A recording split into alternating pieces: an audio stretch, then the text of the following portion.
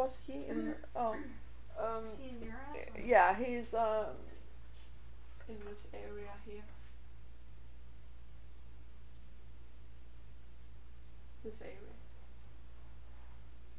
Greece, this part, just here. Italy, all this bit here. He was incepted in Asclepius, Temple of Asclepius, which is on this side of Greece. Yeah. How long was he there? He was there most of his early years, because he traveled and he taught first before he took the voice of silence. Yeah. For 5 years he did not talk, but after that he went everywhere and he taught. He traveled extensively, and there is a map on the internet showing his travels by date. I could not print it. It did not allow me to print it. I was very frustrated with the computer yesterday. It did not at all help me. These things were so gigantic. I had to condense it, and it just gave me a little bit of it, because the Roman Empire is extensive. It moves all the way to the coastal regions of Africa. All of Spain and Portugal is in it, and over here the Nile Valley, Arabia and so forth is in it, and it's continuous. When you see it, it just kind of brings it a little bit better into view. Because this air, can you imagine, we now get on a plane and we think we're doing something going somewhere. Back then they had to do it on camelback. This is not an easy thing to do. HPB had to do it on horseback in many places, because these places don't have modern transportation even today. Plus it's so mountainous, you can drop dead in no time if you don't know what you're doing. And HPB went to Tibet and was not allowed to go through the first time. This is the neophytes' experiences. Are you going to give up, or are you going to pursue on this road? But they make it they bring difficulties into view so that you learn from it. It says that this book, Philostratus' book, gives the key to any neophyte who can read between the lines as to what you're supposed to do. And I'm reading it. Oh, and he had to go in front of the masters and ask them to be informed in their philosophy. Well, that's what we're doing when we're reading these books, by the way, because this is their philosophy. These books cannot be understood without a key. I'm positive of it. I've been reading them for a very long time. There is an underlying nuance to these books. So they have to allow you into that fraternity for you to be truly informed of the underlying nuances that exist in these teachings. Yeah. So it shows, it compares the two, and says that Jesus Christ came 1 century AD. He came 1 century BC, and Apollonius was here 1 century AD, and their lives are very similar. It is stated according to that book, but I would like to read that book. It's just that I can't get a copy of it. Berwick's book. Yeah. It would be very interesting to see what it really says in it. And does the Congress of Library allow those books to be touched in there? The Greek version of it? Or? Library of Congress? Yeah. You can go and actually wear gloves and allow you to touch it? You know, they stay there and we have watch over you while you're make sure everything is set. So obviously that book must have been in circulation back then for Berwick to transcribe it in the 1800s. So interesting. But when I looked at the maps as to the distance he traveled, because he went from the Nile Valley all the way to India.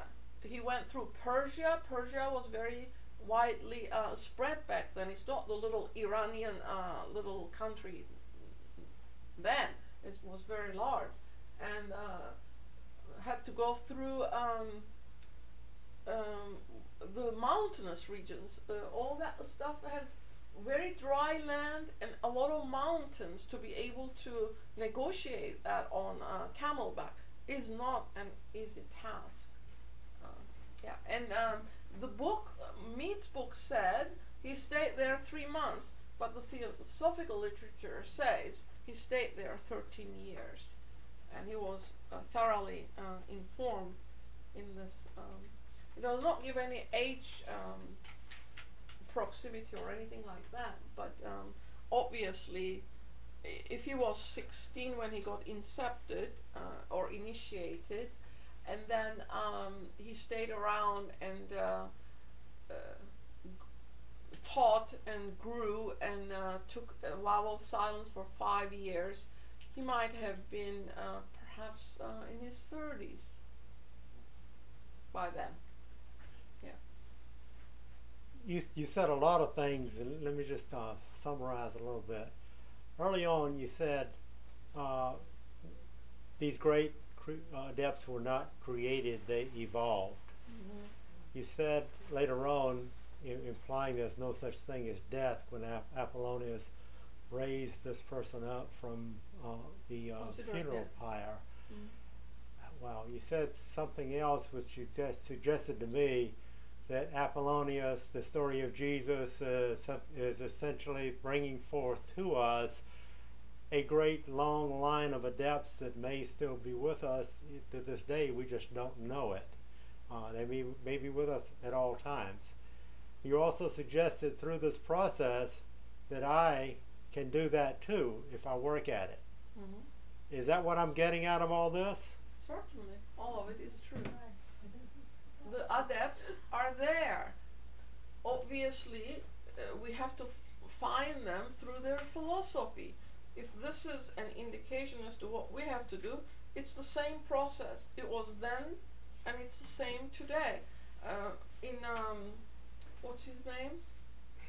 Wadia's writings, he refers to the masters a lot in his writings, and he says it would be the same thing as many religions do if we just looked up to them. He says that's not the correct way to approach that ideology. He says that they are culmination of human effort, and they are same in essence, and he says consubstantiality works. In other words, we're same as they. The only difference is in degree. They have activated the inner powers to such a degree that they have become gods. Just like the voice of the silence says, it is welcoming one of earth to their side. Well, what is the other side? The spiritual side, correct? So these beings exist as a culmination of natural law. We are under the same law. We have the same capacity to evolve, to become what they have achieved. But it requires self-induced, self-devised effort, because we have now reached this half point and we're moving towards the spiritual side. Nature does not push anymore. It is a human endeavor that has to make us move forward, and that in our everyday lives, how do we approach that life? These beings come and show by traveling in such a wide area and teaching all different climes and different peoples under different national borders, that there is no such thing as smallness, that we are one. We need to expand our consciousness outward. Yes, we are born in different places, but we are basically the same. We just talk a different language, and perhaps our education system is a little bit different, and our environment is a little bit different. But karma brings us to wherever it is that we need to grow with. So that is why we're spread all over the world, and we can become like them. But Mr. Wadia says, first learn the philosophy, because otherwise we would do this, we would bow to them as gods, because they have become as gods. But the same capacity is in us. We cannot bow to anybody because we are gods in the making. If we bow to them, then what happens to our internal capacity? You're camouflaging it, because this is what all of the religions, external religions, do. There's a god figure out there somewhere, wherever the imagination takes one, and they bow to that god. There is no such thing in nature. Each human being evolves through their own effort and through that ray which is in the cave of the inner heart. We have that in us, as perhaps dormant and not active, but we can activate it. Thank you. Next Sunday we will be celebrating White Lotus Day, which is in commemoration of HPV. And the following Saturday, May 14, we have a special program, The Changeless Path to Wisdom, which will be held at 4805 Edgemore Lane, which is right across the street from the Bethesda Metro at the Bethesda Regional Service Center. It starts at 11 o'clock, and there'll be talks from the lodges from Philadelphia, D.C., and New York until 4:30 that day. Thank you.